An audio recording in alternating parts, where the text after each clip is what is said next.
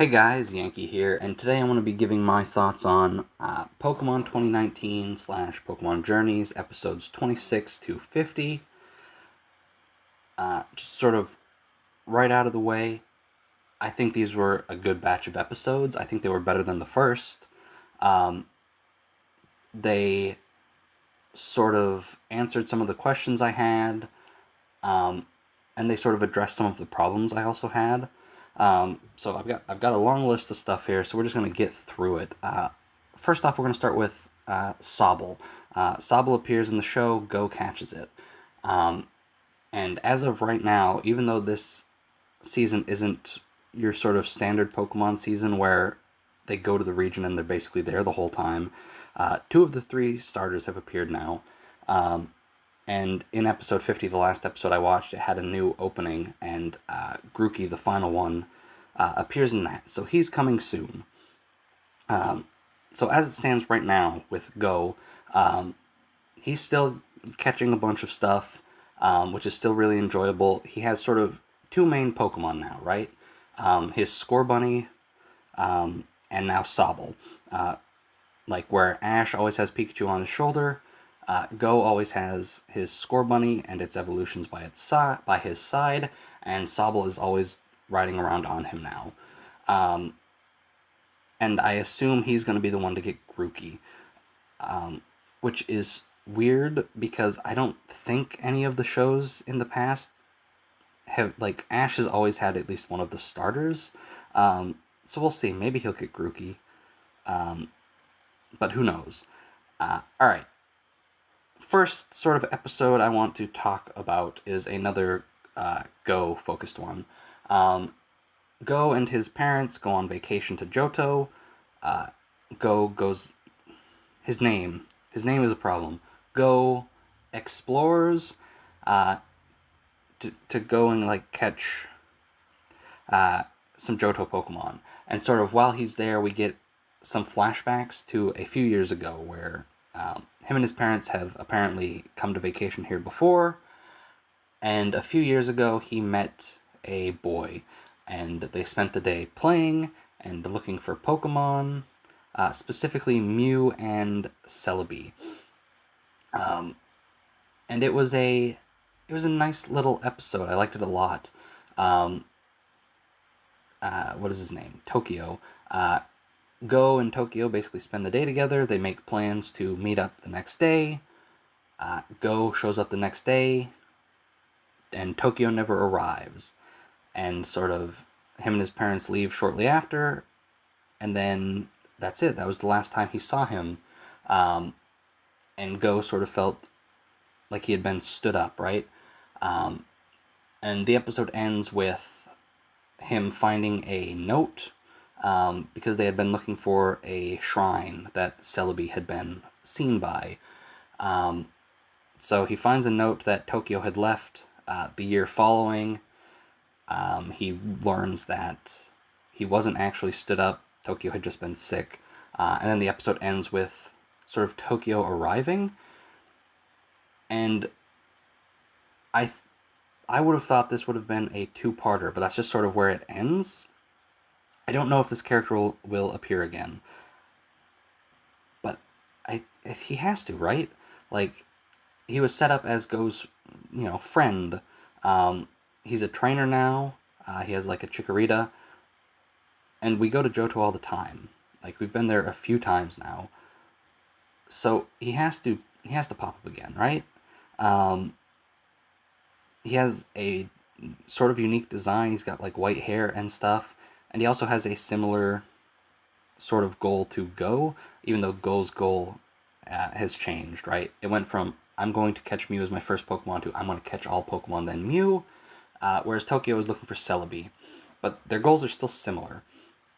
So he has to pop up again. They couldn't have just set him up and then not do anything with him. But that's sort of the first episode I want to talk about. I don't have many like sort of episodes that I want to talk about specifically. One of the things that I felt this show was sort of missing was Ash. Well, first of all, Ash his goal was sort of a mess, right? It didn't mean anything. But now he has like the Pokemon World Tournament, and he's been doing that, though towards the back half of these episodes he hadn't been battling as much. And so Ash had been fighting, he'd been winning, and he's finally got sort of a rival in the tournament now. And it was sort of a surprising one. It's Bea from Pokemon Sword.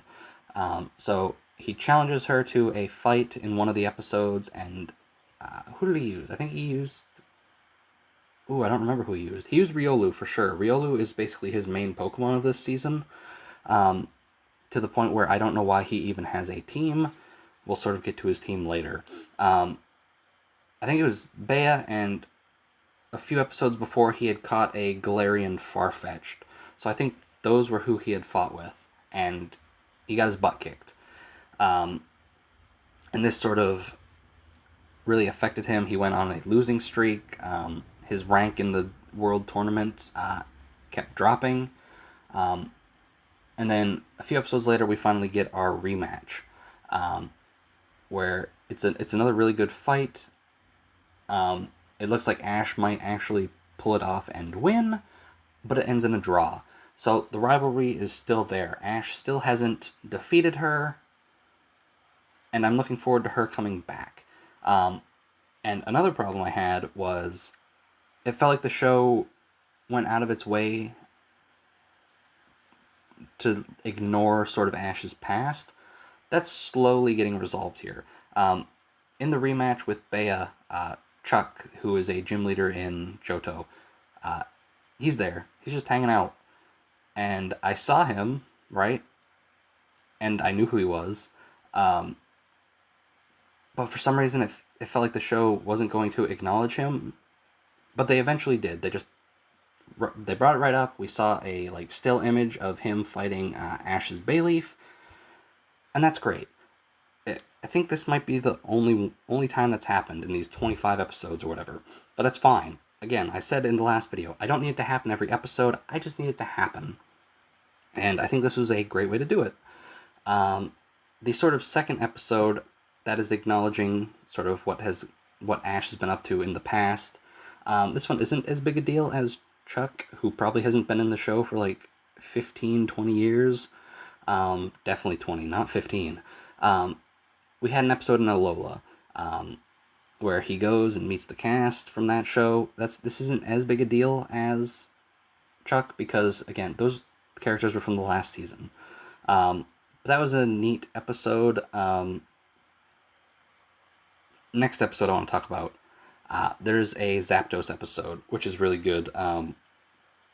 Go and Ash are trying to find Zapdos. They find him. They fight him. They try and catch him.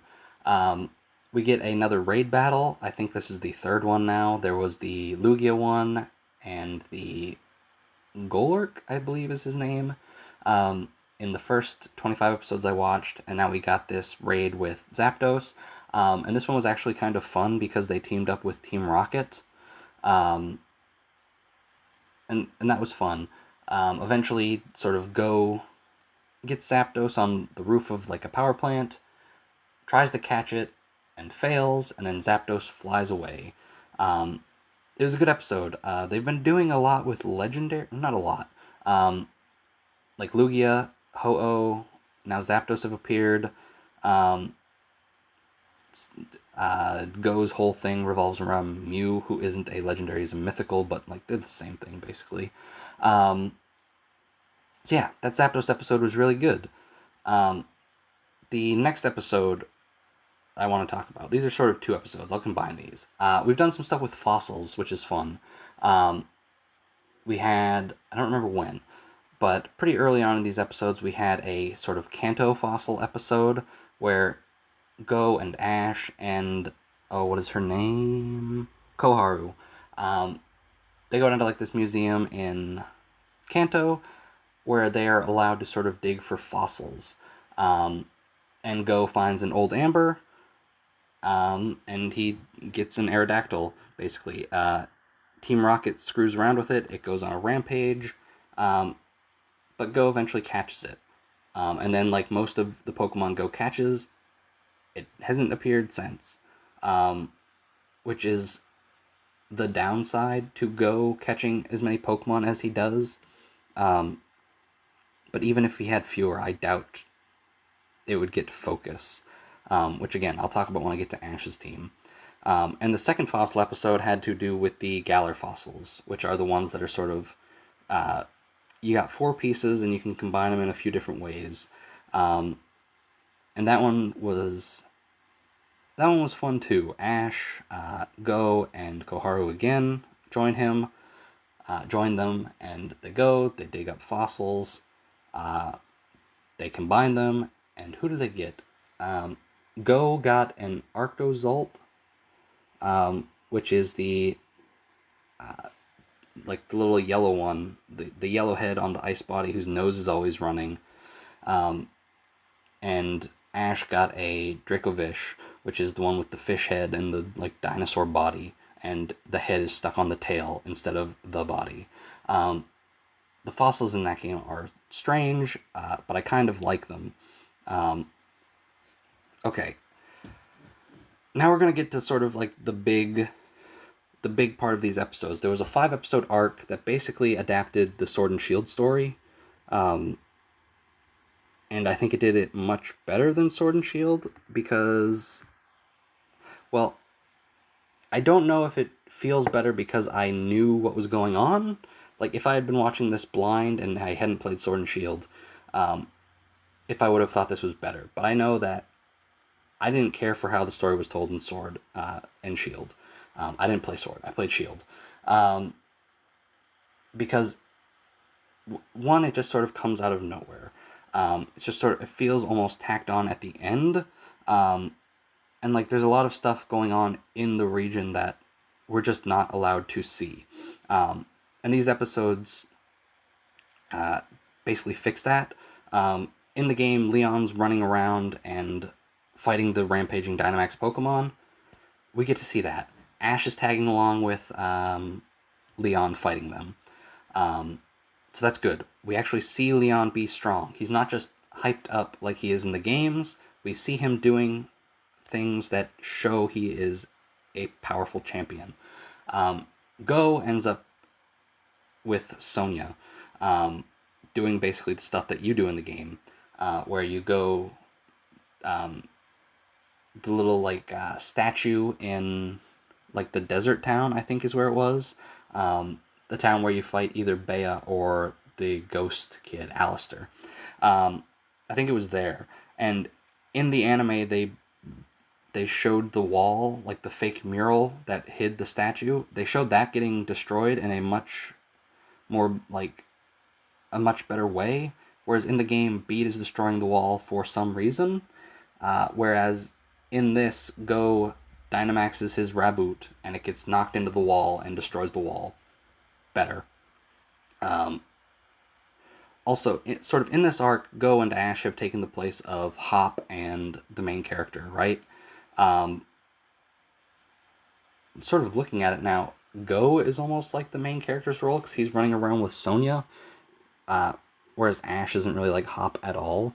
But the start of this arc was Ash and Go getting lost in the Slumbering Weld, where they get separated. They see Zacian and Zamazenta. They leave the forest. Ash meets up with Leon. Go meets up with Sonia. And then we know Chairman Rose is evil. I still don't really get it. He wants to use Eternatus to sort of make infinite energy. Okay. But he's gonna let the region that he wants to save be destroyed to do it? It doesn't make sense. I don't really like Chairman Rose. I think the anime did it a bit better where I can kind of understand him a bit more, but it still isn't very good. One thing I want to bring up. Eternatus. This is not the first time he appeared. He appeared way at the beginning of the show. Maybe when they were going to Galar for the first time, or maybe when they were going to see Leon's first match. I don't recall. But on the plane ride, Go sees Eternatus sort of flying beside it in the clouds. And And then during this arc, and during Sword and Shield, Rose just has him in like a weird egg thing. And so that just sort of left me confused because I had assumed that Eternatus had been sleeping in that egg thing for however many thousand years, and Rose was waking it up. But the anime makes it seem like Eternatus was just running around. Rose found him, captured him, but didn't actually catch him, just sort of trapped him, and then was feeding him like wishing stars or whatever. So that's a bit confusing. I don't know what's going on there. But eventually, Eternatus gets big. He gets his weird, like, big hand form. We got to actually see Leon fight it. We didn't just get to come in and see the end of that fight. And we see Leon fail to catch it. He actually used an Ultra Ball this time instead of just a Pokeball. And we actually see him get hurt, like, not, like, bad. He's not, like, bleeding or anything. But he gets blown away, and he's just sort of down. Whereas the cutscene in the game didn't really show why he would be unconscious at that point. Like, you see Charizard protect Hop and the main character in the game, but we never see Leon, like, get blown back like he did in the anime. So the anime did a better job of showing why sort of Leon couldn't do it. Eventually, Go and Ash summon Zacian and Zamazenta with the sword and shield that Go picked up in the forest with Sonia. They come in. Ash's Lucario, who evolved during a fight with Chairman Rose, and Go's Cinderace, who evolved in a fight with Oleana, help Zacian and Zamazenta fight the big Eternatus, and eventually they catch it. It's like sort of Go's Pokeball, and it registered to his Pokedex, but he doesn't get to keep it, which is okay, but also kind of a bummer, because Eternatus in the game basically just appears at the end, doesn't get anything to do, so I don't really care about that Pokemon. So I think giving it to Go probably would have been a problem. Sealing it away is probably the right choice in the story they were telling, but I think it would have benefited the Pokemon if he had been in the show. Maybe he'll come back, maybe Go will actually use him, but as of right now, Eternatus has been sealed underground. So I don't know what's happening there. I don't know if we'll see him again or what. But that's it. 5 episodes. They told the Sword and Shield story, and then we move on. One of the things that I mentioned a minute ago, that Go Dynamaxed his Raboot at the time. So Go has a Dynamax band now. Ash has one. During the Darkest Day, Team Rocket's Meowth Gigantamax, and that was kind of fun. But yeah, that was that arc. And then immediately, I think the next episode after that arc, we go and fight Mewtwo, which was also fun. Mewtwo wipes the floor with Ash and Go, and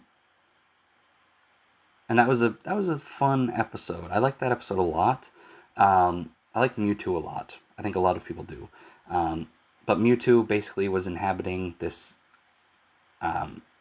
this strange island with cliffs all around the sides, and he had been basically taking in Pokemon that had been hurt by their trainers. So we see a few Pokemon that he is bringing around with him. That was a good episode. Boy, this video is going to be long. Alright, I'm going to try and make the rest of this kind of quick. Koharu. Last video, I didn't know what they were doing with her. Excuse me. But it seems like she's finally sort of being brought in more. Only in 4 episodes, which isn't a lot. But she was in both the Fossil episodes, which she was very interested in. She's sort of cold.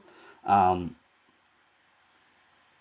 like, we see that in the Yamper episode where she doesn't like dislike it.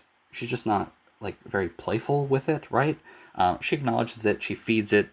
Like, she'll pet it and stuff, but she's sort of like cold.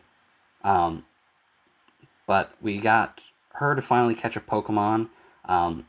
She catches an Eevee who is unable to evolve. Um, there's apparently a research lab that studies Eevees. And no matter how many stones they give it, it doesn't evolve. So Koharu catches that. It is her first Pokemon. And then, sort of right after that, is the second fossil episode where we get to see her and Eevee running around. The fourth episode. It's the first fossil episode, the her getting an Eevee episode, the second fossil episode, and the fourth episode where she was sort of a part of it but not really a big deal was there was like a Pokemon eating contest that Go and Ash entered with some of their Pokemon, where she throughout the episode seemed to be more and more interested. So it feels like she is getting more interested in getting Pokemon, and she obviously caught one. And so here's sort of like my theory of what they'll do with her. I don't know. As of I'm recording this in January, so this might already be known by the time this video gets uploaded because I don't know when I'll put it up. Rumors right now are Diamond and Pearl remakes are coming sometime this year. So I think they could maybe get Koharu to do contests because they'll be coming back in the remake probably. And I don't like they've been out of the series since Diamond and Pearl. But also this is sort of like a world hopping series. We can have them go to Hoenn or to Sinnoh to do a contest. So I think that might be a way that might be something they can do with Koharu, and I think it would be fun. It would also be a way to bring back characters like May or Dawn, but we'll see. All right, second to last thing I want to talk about. Episode 50, I watched it. We got a new opening. I don't think I talked about the openings in the last video, but I'll talk about them real quick. It's the same song every time. There's been 3 openings. It's the same song, just performed by different people with a new video to accompany it. It's a good song. I don't know if I need to hear it 3 different ways, but it's fine. I don't really mind. I think the second one is the best one for me, because it's more in the style of music that I like. But anyway, that's the song. Nobody cares about the song. OP3. We see some old trainers sort of pop up. Like, there's one part in the third opening where we just see sort of like brief glimpses at characters. Some of them we've seen, right? Korrina is one of them. Bea is one of them. Sonia is one of them. One of them that we haven't seen yet is... I wrote his name down. I don't remember him. I know he is an Elite Four member in X. Wickstrom, the Knight. We see him in the OP. And so he's coming back. The next character we see is Iris. I know that in Black and White she traveled with Ash. I didn't watch Black and White. She's coming back. The one I'm actually excited for. Gary Oak is in the OP. He's coming back at some point. I assume that they're going to be in the tournament, right? Like, Wickstrom's an Elite Four member. He's probably in. Korrina is in. Sonia is not. So maybe I'm barking up the wrong tree here. Bea certainly is in the tournament. Iris is a trainer. She could join the tournament. I think Gary Oak had become like a professor, but he still could join the tournament. There's nothing stopping him. So I'm hoping, like, that would be cool. So I'm really excited for the next sort of set of episodes. At the time of recording this, I'm like 5 or 6 behind, and I think I'm going to stop here for a while and let episodes build up. But I'm really looking forward to that. And now the final thing I want to talk about in this already way too long episode, Ash's team. I'm just going to list them off. Pikachu, Dragonite, Gengar, uh, Riolu, who is now a Lucario, a Galarian Farfetch'd, and now a Dracovish. Calling them a team might be a bit much. He barely uses anyone other than Riolu. I think he uses Riolu more than he uses Pikachu in actual battles. Like, just messing with Team Rocket, I don't really count.